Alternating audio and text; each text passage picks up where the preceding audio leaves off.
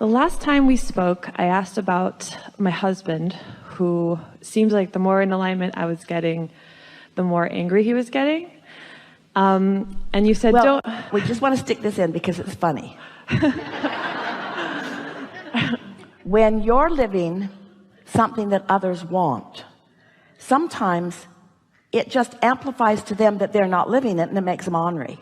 It's sort of like anyone who's living something that you want. Don't you know that feeling of jealousy or that feeling of inadequacy that you feel when someone's just prancing around with something you want, and you look at him, you think, really? You've got it and I don't? Do you know how much I want that? First of all, give everybody a break until they get their bearings. All right, so you said to me, don't worry, he'll catch up. You won't have to go anywhere. You two have a collective vortex. Your inner being knows who this man is. Oh, we shouldn't have said that to you. Because now you're going to point out how that doesn't seem right. Well, but right after that... We never tell you anything that isn't true. It felt so good and so true, but right after that, what happened was a lot of really extreme... You didn't tell him we said that, did you? No.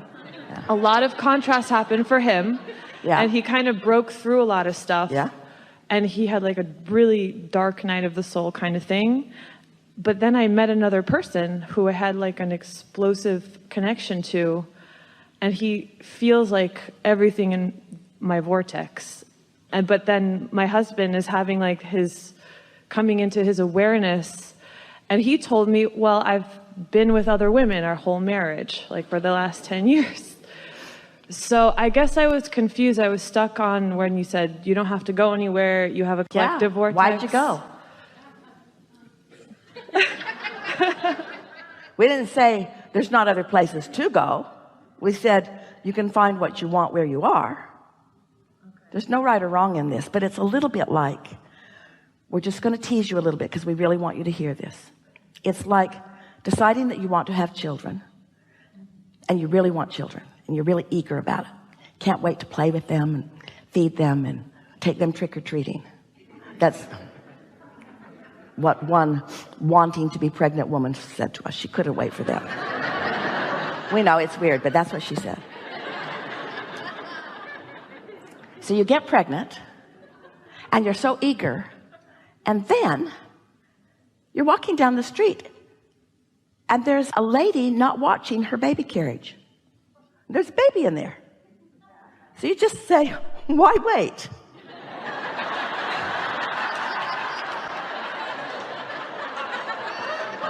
Now, you have a perfectly well-developing, just what you've always wanted, baby in gestation, but you're impatient.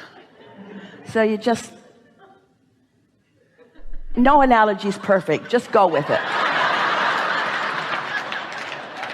But now I'm kind of confused because I feel like it's weird, I don't really take what he's done personally. And I have love for him because I feel like we kind of helped each other wake up.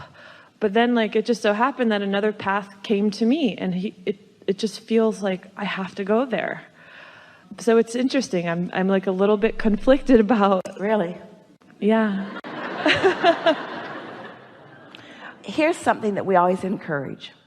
Make sure you're calibrated before you move. Were you calibrated before you moved? What influence do you feel you were under when you were swept to this other person? That's the question. That's the question that you want to ask yourself. If I had been sitting and writing my segment intending, what was I feeling when that unfolded? And you can say what you want it to be, but as you're in the process of exploring this other, we promise you that it was a very mixed bag. And so in either case, you got vibrations going all over the place, and you're not really accurately calibrating to your source in either scenario.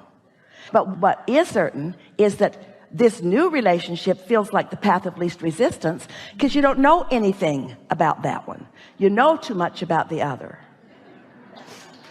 But you've put so much in your vortex based upon what the two of you have been doing all this time. So you've got this wonderful thing that is gestating, When we say take the path of least resistance, we really do mean it. But if you've taken the time to calibrate to who you really are before you start trying to decide what the path of least resistance is, sometimes the path of least resistance is just somebody who's not yelling at me right now, or sometimes the path of least resistance is just someone who feels good when they wake up in the morning. There's lots of scenarios about what the path of least resistance could feel like, but what the path of least resistance really is being tuned to the wholeness of all that you've created. In other words, not looking to the manifestation. This is what happens. So the two of you create together and you put things into your vortex, and then they are in the process of becoming. But then you're taking score too soon, because as the thoughts are turning to things, there's lots of things in the vortex that are in the process of turning to things. But there are also lots of things in real life experience that are already turned to things, and lots of them you don't like so much. So you're looking at those manifestations, and you're letting the manifestations that don't please you have a higher rating or a higher importance factor than you are tuning to what's over here, because you're not really tuned to what's over here. You're still doing what almost everybody does. You're wanting it to be a manifestation, like the food in the buffet, where you can go, that or that. And those manifestations, there's so much vibrational stuff going on before it's that cut and dried. So what we would ask you to try to evaluate just for a little while before you take a big leap somewhere, evaluate both situations from the vibrational standpoint. Ask yourself how it's feeling. Try to calibrate to who you really are. We like saying this so much. We've not said this before. We've not had a situation where we could say this before with this clear way of saying it. You're all really going to like this. So there's this existing relationship. Let's call it existing. Been going on for how long? 10 years. And then there's this new relationship. Been going on for how long? 3 months. Let's call the 10-year relationship a manifestation. Seems logical. And let's call the other one something in the process of becoming. Seems what most people would do. Yes, this one is manifested. It's signed, sealed, delivered. It's a done deal. It is what it is. And then here's this new one. We would like you to understand both of them are equally still in the ethers, in the state of becoming. But you can't taste or sniff out the ethers because you're so busy looking at manifestations. And what almost always happens when someone jumps to the new is they get a ways down the road, and the new one is just like the old one, because they didn't do any recalibrating. They just moved away from the parts they didn't want, which means they moved physically away from them, which means they kept them active, and then they were just factored in what was unfolding. And so when the new manifestation comes, different places, different faces, just the same experience over and over again. This is time for recalibration. This is time for remembering who you really are. This is time for remembering all the things that this 10-year relationship, we're not guiding you to that. We're just wanting you to benefit from what that 10-year relationship put in the vortex. And we want you to calibrate to the vortex version of that 10-year relationship. If you can calibrate to the vortex version of that 10-year relationship, then it could come to you from 1,000 places, and it could come fast. It's extra delicious, however, when the relationship that gave birth to the vortex is the relationship that is where you are receiving it. Doesn't have to be that way. Most people don't let it be, because most people aren't disciplined enough to see new every day. They see the same old every day, because it's really good. Yeah. And we know we didn't really answer your question in a way that you wanted us to, but we gave you the best relationship understanding that we've ever offered, ever. Yes. Thank you. Yeah.